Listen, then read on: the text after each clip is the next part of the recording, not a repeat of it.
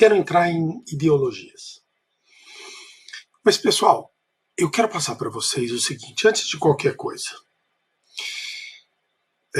No mundo político atual, vocês viram aí, o Trump cai, entra o Biden e muda todo um foco. Muda todo um foco de política, de diretriz. Eu quero trazer para você, rapidinho, antes da gente aprofundar em ideologia, você vai fazer aqui uma pausa. Eu vou trazer para você uma cola. Ô Alexandre, cola do quê? Pano de fundo. Isso aqui é um pano de fundo, claro que você também tem isso em direitos humanos. É um pano de fundo para interpretar questões. Você vai ver, você vai falar, meu Deus, olha só. Em 1972, nós tivemos a Declaração de Estocolmo. Os países reunidos resolveram fazer aí uma declaração com fins para o meio ambiente. Aí, em 92, 20 anos depois, o Rio de Janeiro foi sede. 20 anos depois, 2012, outra vez, o Rio de Janeiro vira sede. E, em 2012, eles traçaram 17 objetivos. Olha que interessante, você vai estudar isso comigo, você vai falar, eu não acredito, mas isso vai servir de pano de fundo para muita questão tua. E eu resolvi encaixar antes da gente entrar em ideologia, já que nós vamos tratar de política, tá bom? Olha só, os 17 Objetivos de Desenvolvimento Sustentável do Rio de Janeiro 2012. Esses, desculpa, só lembrando, o objetivo foi produzir um conjunto de objetivos, desculpa, né, que suprisse os desafios ambientais, mas não só políticos e econômicos mais urgentes que o mundo enfrenta. Por isso que eu trouxe agora, nada mais oportuno do que antes você estudar ideologia política, saber disso, guarda isso, confia em mim. Veja, esses 17 objetivos, construindo sobre o sucesso e desenvolvimento do milênio, também incluem novas áreas tais como a mudança climática, tudo bem, desigualdade econômica, inovação, consumo sustentável, paz e justiça, entre outras prioridades. Então você vai ver que isso vai servir como pano de fundo num monte de questão que você vai estar estudando. Olha aí, veja, a erradicação da pobreza, aqui você tem acabar com a pobreza em todas as suas formas, em todos os lugares, né? Fome zero e agricultura sustentável, acabar com a fome, alcançar a segurança alimentar e melhoria da nutrição e promover a agricultura sustentável, saúde e bem-estar, ou seja, assegurar uma vida saudável e promover o bem-estar para todos, em todas as idades, a educação de qualidade, assegurar a educação inclusiva, equitativa e de qualidade e promover oportunidades de aprendizagem ao longo da vida para todos, a igualdade de gênero, alcançar a igualdade de gênero e assegurar a participação de maior a todas as mulheres e meninas, água limpa e saneamento, garantir a disponibilidade e manejo sustentável da água e saneamento para todos. Olha como isso é importante em tudo. Direitos humanos, aqui, você imaginar. Energia limpa, acessível. Olha aí, o Biden é a favor disso, tá bom? Então, estamos aqui em questões de atualidades. O Biden é a favor disso. Garantir acesso à energia barata, confiável, sustentável e renovável para todos. Tanto que um dos primeiros atos dele foi trazer de volta os Estados Unidos para o Acordo de Paris. Trabalho decente e crescimento econômico, promover o crescimento econômico sustentado, inclusive e sustentável, emprego pleno e produtivo, trabalho decente para todos. Inovação e infraestrutura, construir infraestrutura resiliente, promover a industrialização inclusive e sustentável, fomentar a inovação. Redução das desigualdades, olha aí, reduzir as desigualdades dentro dos países e entre os próprios países. Olha como tudo isso é importante. Cidades e comunidades sustentáveis, tornar as cidades e assentamentos humanos inclusivos, seguros, resilientes e sustentáveis. Consumo e produção responsáveis, assegurar padrões de produção e de consumo sustentáveis. Ação contra a mudança global do clima, lembra que nós ficamos todos confinados por causa da Covid. E parece que o descaso com o meio ambiente vai trazer mais problemas, teremos novos. Pronto. Tomar medidas urgentes para combater a mudança climática e seus impactos. A vida na água. Conservação e uso sustentável dos oceanos, mares e dos recursos marinhos, desenvolvimento sustentável. Lembrando que até 2050, se não for feito nada, teremos mais plástico que peixe nos oceanos. Importante para direitos humanos. Olha aí, meio ambiente. Vida terrestre, proteger, recuperar e promover o uso sustentável dos ecossistemas terrestres, gerir de forma sustentável as florestas, combater a desertificação, deter e reverter a degradação da terra e deter a perda da biodiversidade. Mais uma vez, ligada aí à questão do Covid. Paz, justiça e instituições eficazes, promover sociedades pacíficas e inclusivas para o desenvolvimento sustentável, proporcionar o acesso à justiça, para todos e construir instituições eficazes, responsáveis e inclusivas em todos os níveis. E, por fim, parcerias e meios de implementação. Fortalecer, então, os meios de implementação e revitalizar a parceria global para o desenvolvimento sustentável. Pronto, arrebentou? Guarda isso. Vai lendo isso de vez em quando, sabe? Garanto para você, isso vai surgir como pano de fundo, você vai arrebentar numa questão graças a esses objetivos que são absolutamente, né, abrangentes. Então vamos dar uma olhada agora, você viu comigo ideologia no sentido político, filosófico, sociológico. Vamos dar uma guinadinha, como eu havia proposto, para ciências sociais. Então, olha aí, as ideologias políticas, né? Nós vamos começar com alguns conceitos. Vamos começar com o nazismo. Veja, muita discussão em torno. Eu vou dar espectros gerais para você ter aí um panorama, e alguns, claro, vão gostar mais de um, de outro, e vão pesquisando. Espero que ninguém goste dessa. Né? Absurdo. Inclusive eu já te dou um caso aqui, o caso Elvanger, né? Tenho certeza que você conhece esse caso em direitos humanos, onde o nosso tribunal proibiu, graças a Deus, o nazismo. Mas veja só, eu acho que é sempre um candidato aí nas questões, porque nós tivemos aí uma polêmica, seria de esquerda ou de direita. Eu já vi livros de direito penal da década de 40, nomeadamente italianos, dizendo que era de esquerda. Absurdo! O Museu do Holocausto, a Embaixada da Alemanha, já disse que é de extrema direita. Então, olha, o nazismo, a abreviação nacional socialismo, é o nome de uma ideologia política, essencialmente racista, tanto é que você vai ler o caso Elvanger e vai lembrar disso. Importante saber desse caso. Liberdade de expressão, não é? Racismo, tudo envolvido. Disseminada amplamente pelo Partido Nacional Socialista dos Trabalhadores Alemães, foi criado por Drexler, na Alemanha, né? E se espalhou aí para a Alemanha e para os outros lugares, nomeadamente com Hitler. Pronto, vamos ao outro. Anarquismo, cuidado, a palavra anarquismo, quantas vezes você não... Minha mulher às vezes entra aqui e fala, sua biblioteca tá uma anarquia. Mau sentido. Anarquismo, no fundo, é o bom lugar, que para mim é, né? Mesmo bagunçado. É o bom lugar, é uma utopia, onde todos os homens são cultos, todos são sábios, todos respeitam os direitos uns dos outros, e o direito, portanto, seria até prescindível, né? É uma utopia, o bom lugar. Então veja, alguns dos valores defendidos pelos anarquistas são a liberdade individual e coletiva para o desenvolvimento de pensamento crítico e todas as capacidades individuais das pessoas, a igualdade em termos econômicos, políticos, sociais, valor que inclui aqui questão de gênero, questão de raça, solidariedade. A teoria anarquista só tem sentido se há entre as pessoas um apoio mútuo, com a colaboração de espírito e coletividade, né? Então, ele também critica, tal como o comunismo, a exploração econômica, tá bom? Vou trazendo muita coisa legal para você. Veja, o populismo, olha, também muito interessante a gente saber agora. Por isso que eu não gosto de pôr as coisas em caixinhas. O Ronald Reagan, republicano, um presidente interessante dos Estados Unidos, era chamado de populista. Na época era o populista do século. Eu lembro disso, porque eu era criança. Mas agora, por que eu estou dizendo isso? Porque comparado com hoje o que se classifica como populista, você vê, o Hugo Chávez foi classificado como populista. O Donald Trump foi classificado como populista, e são de oposições, são ideologicamente opostos, ou práticas políticas opostas, né? Fica mais legal, tendo em vista que nós não temos mais direita e esquerda, tá? Então, olha aí, é um conceito que também é controverso entre os estudiosos.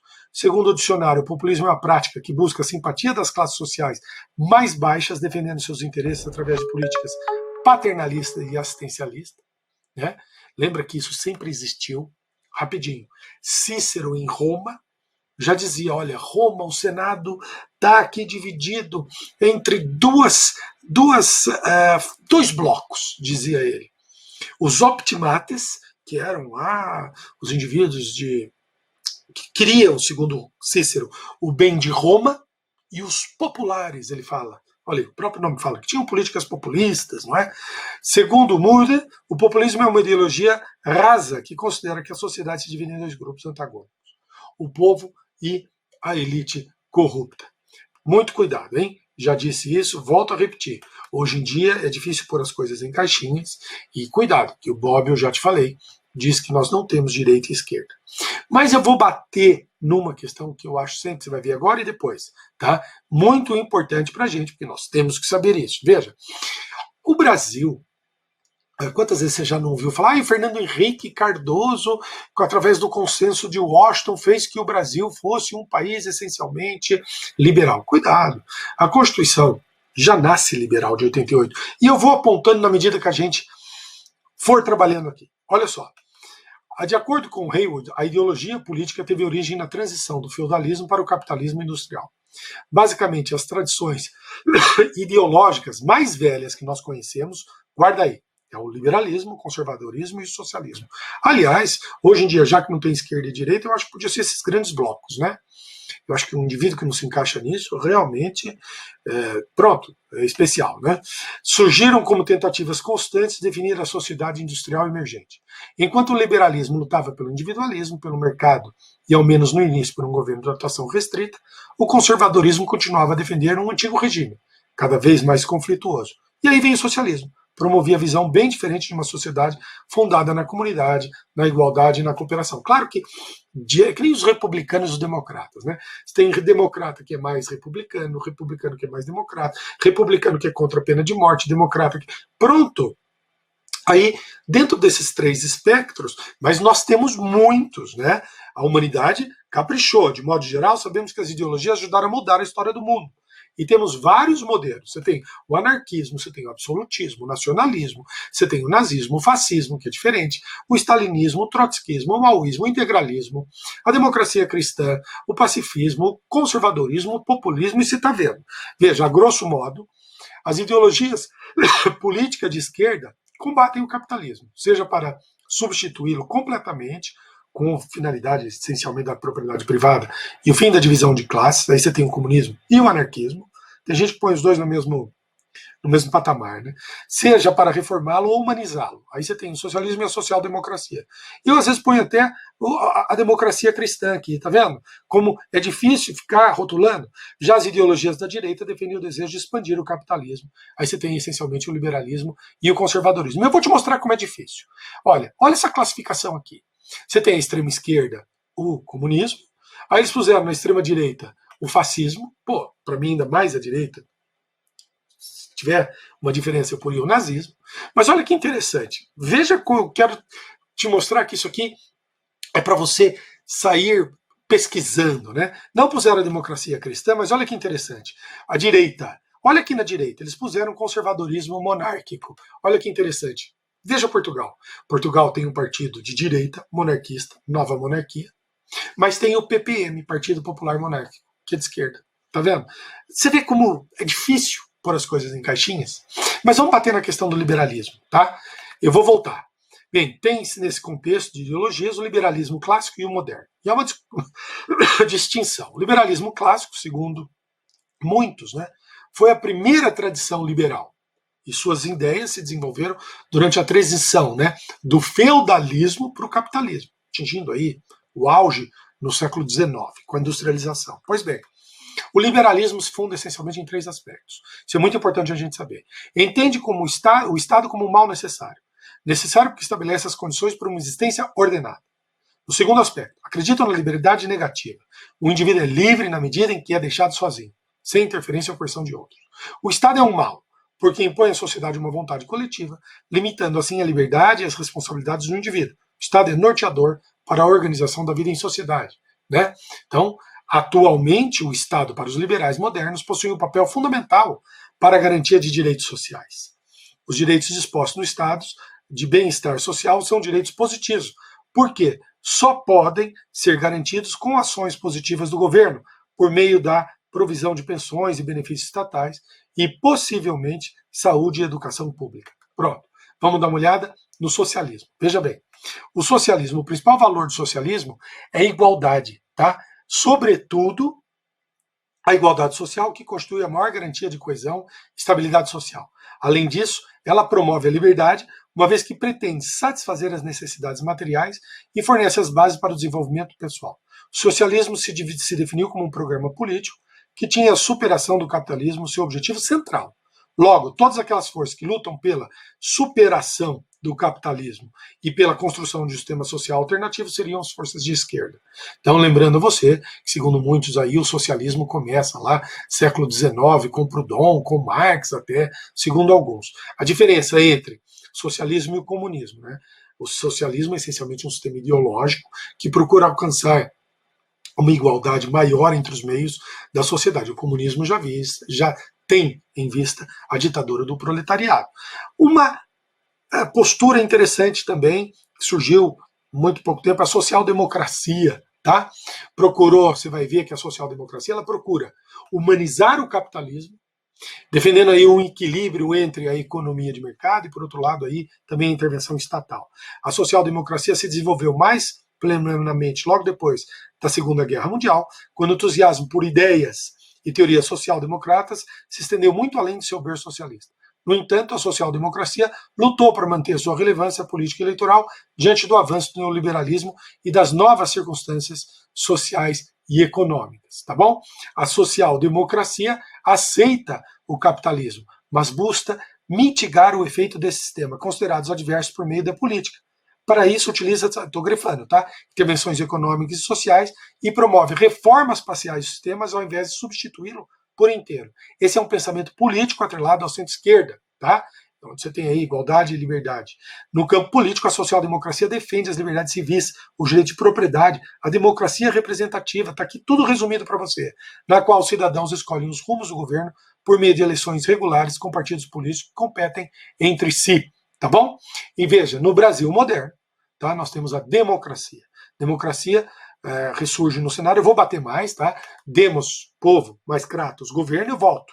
Tá? Na modernidade, a democracia ressurge no cenário social, só que na sua forma representativa, que para o Bobbio pode ser considerada também como democracia indireta. Então, para o Bobbio, a expressão democracia representativa, que significa genericamente que as deliberações coletivas, isto é, as deliberações que dizem respeito à coletividade inteira, são tomadas não diretamente por aqueles que dela fazem parte, mas por essas pessoas eleitas para essa finalidade. A democracia participativa tem em seu bojo preservar a realidade do Estado, ela vem buscar a superação da dicotomia, da divisão entre representantes e representados, em outras palavras, os eleitos e os eleitores, os governantes e a população, recuperando assim o velho ideal da democracia grega. Qual é? Democracia grega, a participação ativa, né? O indivíduo ter a capacidade de mudar a esfera pública. Acho muito interessante isso, tá bom? Então, para a gente concluir, para que a democracia seja possível, que é o único, já não é mais uma opção, segundo a ONU, né? É a única forma de governo possível. Para que ela seja possível, tem que existir canais, olha aí, mais uma vez puxando para a sociologia, canais de participação. São instrumentos pelos quais os cidadãos podem exercer ativamente a sua cidadania política. E na sociologia, esses canais de participação são chamados de esfera pública. Pois bem, eu ainda volto com conceitos importantes para você. Tá? Desculpa, mas em virtude do tempo, a gente fica meio desesperado. Obrigado. Bom, minha amiga, meu amigo, nós voltamos agora para solidificar alguns conceitos que eu reputo de essencial importância para você saber no que diz respeito à ideologia. Eu acho que você tem que solidificar alguns conceitos, e nós vamos entrar no direito, vamos entrar em aspectos de teoria geral do direito, tem muita coisa ainda para a gente aprender. Mas vamos lá. Naquele esteio da ciência política que a gente estava analisando, você viu que você está fazendo todo um caminho comigo sobre uma ótica, não é? Veja, olha que interessante no que diz respeito à ideologia. Então, a ideologia é um conjunto de ideias, de convicções, de princípios filosóficos, sociais, políticos, econômicos, não é verdade? Que caracterizam o pensamento de um indivíduo, de um grupo, de um movimento, de uma época, e necessariamente inserido dentro de uma determinada sociedade. Então, é muito pobre você analisar a história, o homem, sob uma característica, eu sempre disse isso. Por isso que eu nunca fui assim adepto por exemplo, do Freud. Reduzir o homem ao seu espectro psicológico. O Marx reduz essencialmente, claro que não é só isso, mas reduz essencialmente o homem numa esfera econômica. Eu acho essa análise muito pobre, porque para você analisar a história, o homem, você tem necessariamente que analisá-lo através dos princípios ou do seu espectro filosófico, artístico, social, cultural, político, econômico. Pronto, é assim que a coisa funciona, não é? Você tem aí maior rigor para o conhecimento, não é? Então veja, Vamos voltar naquela questão da ideologia liberal, da liberal. Veja, a ideologia liberal e neoliberal. Eu sempre aposto nisso. Se cair, ou se você fundamentar uma resposta nesse sentido, eu acho extremamente rico. É sempre um grande candidato. Então veja, desde o século XVII, a ideologia do liberalismo tem sido a peça fundamental dos sistemas sociais, econômicos, políticos ocidentais. Essa ideologia nasceu através dos escritos de John Locke e ficou ainda mais famosa no século XVIII, quando o filósofo e economista Adam Smith passou a defendê-la. Como eu nunca e sempre ensino você a nunca pôr as coisas em caixinhas, pronto, Locke teria sido aí o precursor, né? Mas ele não nasceu, oba, descobri aqui, pronto, existem fundamentos onde ele também foi lá beber essas ideias. Só para você ficar tranquila, tranquilo, mas pronto, se te perguntarem se a gente já sabe o que a doutrina assim classifica, mas quais são as principais características? Veja, as principais características dessa ideologia liberal, tá? A gente vê uma que você já consolidou comigo, a plena fé nos direitos e liberdade individual de cada indivíduo. Nós observamos aí a defesa de políticas e ações que são destinadas a proteger e consagrar valores, muito importante essa palavra, tá? Valores sociais. Ela acredita que o Estado, essencialmente, né, precisa ter menos incidência, menos controle no indivíduo, não é? E olha aí a Constituição de 88. Porque tem gente que fala, pô, eu não sou liberal, eu não sou, para ser sincero, eu estou cada dia menos convicto, não é? Eu gosto de estudar tudo e acho que todas têm espectros essenciais. Eu não sou liberal, não sou fascista, não sou comunista, até hoje não. Mas eu quero dizer para você, a nossa Constituição, eu estou dizendo isso porque às vezes você pode achar que eu estou te vendendo ideologia.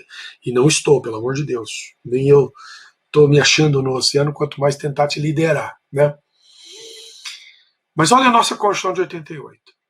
Veja, o liberalismo clássico, ele consagra a livre concorrência. Tá lá. Tá lá. Então, necessariamente, você percebe que a Constituição de 88, ela é essencialmente liberal, não é? Outra. A nossa Constituição de 88 consagra o livre comércio, a liberdade de escolha, como aí você tem livre concorrência, livre comércio, liberdade de escolha, os três princípios básicos de uma sociedade livre, feliz. E olha aí, a chave para o progresso. Pô, nós somos um país que nasceu neoliberal com a Constituição de 88, né? Então você vai perceber também, agora, do ponto de vista clássico. Então, só para você fazer essa viagem com a Constituição. Porque eu não gosto quando, às vezes eu ouço o candidato, o Brasil é neoliberal, atribui muito ao ex-presidente Fernando Henrique Cardoso. De fato, ele era weberiano, acreditava em Weber. Ele sempre foi weberiano. E Weber acreditava no liberalismo para arrebentar, privatizações, tudo mais. Tudo bem, mas não foi ele que instituiu isso. Ele nunca teria levado a cabo isso se a nossa Constituição não permitisse. E a nossa Constituição, veja você, está assente nesses três princípios. Pronto. Então, minha opinião, tá bom? Eu já disse, eu não sou candidato a doutrinador, assim, levar, né, seita. Não. Veja, é a minha leitura e gostaria que você desse uma olhada. Às vezes tem uma leitura diferente e tudo mais. Veja, agora voltando para o liberalismo, né? Voltando não, para o liberalismo clássico, a doutrina. Ele se opõe, essencialmente, de modo muito veemente, ao totalitarismo, principalmente do nazismo, do fascismo, do comunismo, porque são ideologias e regimes, quando foram tentados implementar, que fizeram uma forte presença do Estado, não é? Então, o liberalismo clássico se opõe a essas ideias, porque acreditam que elas são essencialmente destrutivas, que aniquilam a iniciativa individual, que aniquilam a liberdade. Então, elas rejeitam essencialmente o controle total do Estado, tá? Seja na economia, seja sobre o indivíduo. Presta bem atenção. E eu gostaria que você anotasse isso, após a globalização, fenômeno muito importante, que eu acho que você tem sempre que estar em dia lendo, Após a globalização, a ideologia clássica do liberalismo clássico, ela ganha um upgrade, né? Virando o neoliberalismo. Pronto. Aí talvez, um parênteses, aí talvez eu acho que o Fernando Henrique Cardoso deu uma pitada no Brasil, diante do consenso de Washington, que foram doutrinas para os países da América Latina adotarem do ponto de vista econômico. Aí eu acho que talvez, tá? Veja que o neoliberalismo, de fato, se assenta na ideologia liberal, surgiu diante da crise do petróleo de 1973, através essencialmente de um indivíduo chamado Milton Friedman. Do mesmo modo que o liberalismo clássico, essa nova versão, o neoliberalismo, acredita que o Estado deve ter a mínima interferência possível no mercado de trabalho. Pronto. Então tá aqui. Você arrebentou. Se isso vai te... Alexandre, mas eu sou obrigado a saber isso? Meu Deus, isso é uma formação humanística fora do comum. Claro que eu estou passando para você a essência, eu estou te dando aqui guidelines para você seguir seus estudos.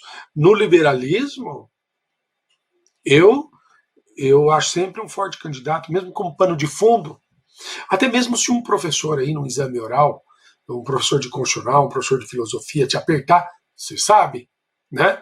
Veja, mas voltando, você já viu o nazismo? Dá uma olhada comigo agora no fascismo. Tem gente que confunde, tá errado. Por exemplo,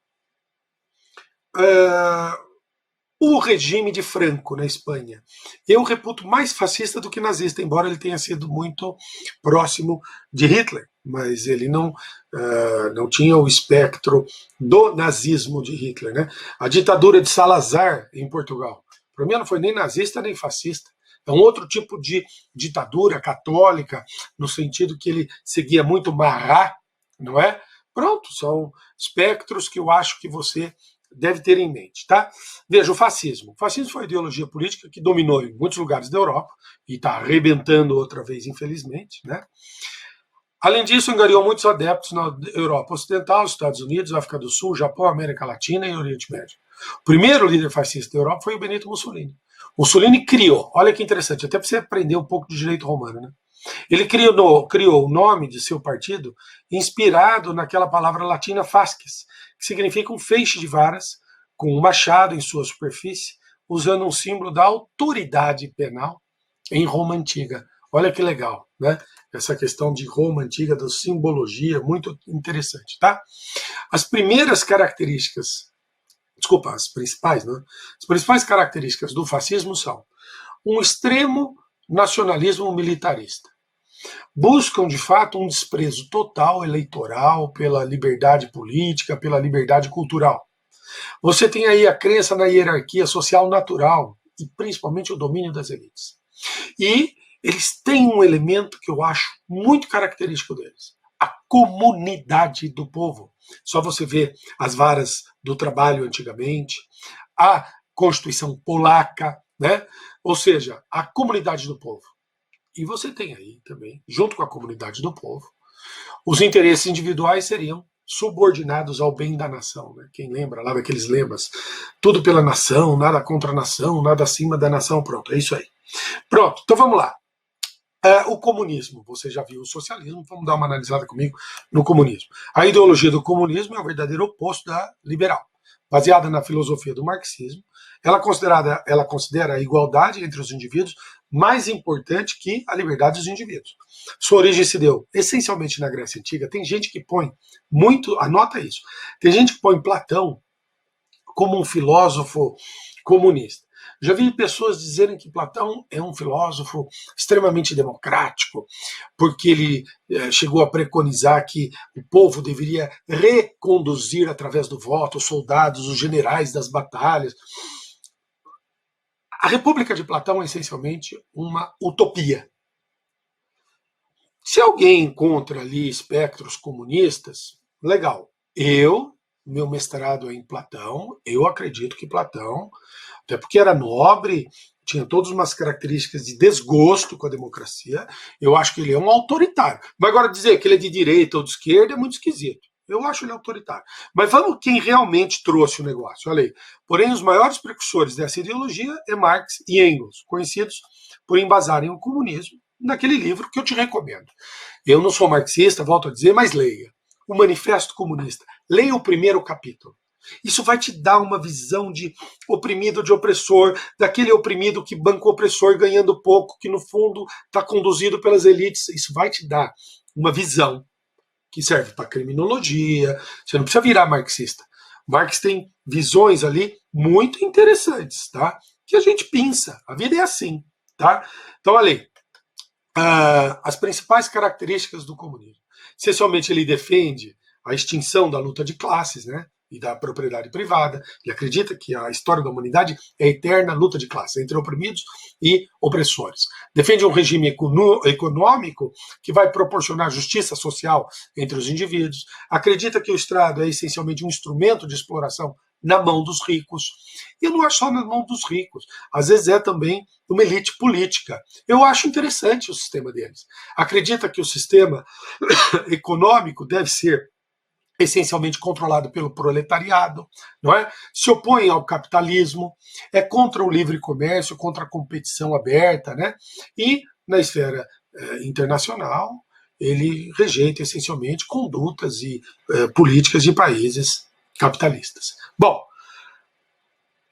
consolidando aqui, porque o Brasil é um Estado democrático de direito, né? A democracia é um regime de governo, isto é, como um modo de articulação institucional do poder. E veja, para a gente analisar, o Dworkin, eu trouxe ele. O Dworkin disse que é aquilo que eu tenho que sempre passar para você, por isso que eu pus aqui, para você já ir aprendendo um pouco dele também. Tudo pode ser visto por vários pontos, né? Democracia também, tá? Afirmando que um conceito pode ser interpretado de várias maneiras. Aí. Portanto, tem seu conteúdo e sentido determinado a partir de certa opinião. O conceito de democracia só pode ser interpretado mediante uma determinada concepção de democracia. Então a gente sabe que diferentes autores fazem uma distinção diferente entre o conceito da democracia, né? Mas, Alexandre, eu quero um porto seguro. Então, para você ter um porto seguro comigo, vamos dar uma analisada no antidemocrático. Veja, no seu oposto, tá? Veja, o Hobbes, através do Leviatã, né? Absolutista. Ele acreditava que o ser humano, em seu estado de natureza, antes de civilizar-se, era absolutamente livre. E dessa forma não respeitava lei alguma. Essa situação, para ele, geraria conflito entre as pessoas e instauraria a guerra de todos contra todos. É uma situação que seria impossível ter o seu desenvolvimento pleno. Dessa forma, para essa situação, para que ela fosse superada, todos deveriam renunciar seus direitos a um soberano incontestável, que lhe garantiria um bom meio de vida, um contrato social. Então, nesse sentido, a gente tem ali, segundo Hobbes, o rei absolutista, né? Muita atenção. A gente sabe que, na prática, isso não deu bom resultado, não é? Porque não foi bem sucedida. Os poderes eram ilimitados do soberano. Ele concentrava nas suas mãos poder absoluto, não havia separação dos poderes. Não cumpria o seu pacto, não é? Um bom exemplo disso nós temos lá o Luís XIV. Pois bem, eis aí, então, que começa a era do iluminismo, tirando esse absolutismo onde o soberano podia tudo, não é? Então, começa ali com o iluminismo francês, com Rousseau, Voltaire, Montesquieu, o alemão, com Kant, e na Itália, os criminólogos, não é? Da escola clássica, né? Beccaria, Petroverri, pronto, o mundo se opondo ao absolutismo, até culminar na democracia que você e eu conhecemos bem. Tá bom? Pronto. Feito isso, a gente agora vai dar uma guinada mais para o direito como um fenômeno, tá bom? E deixando aqui também as minhas redes sociais, sempre que eu lembrar, eu trago para que você tenha esse contato mais estreito comigo.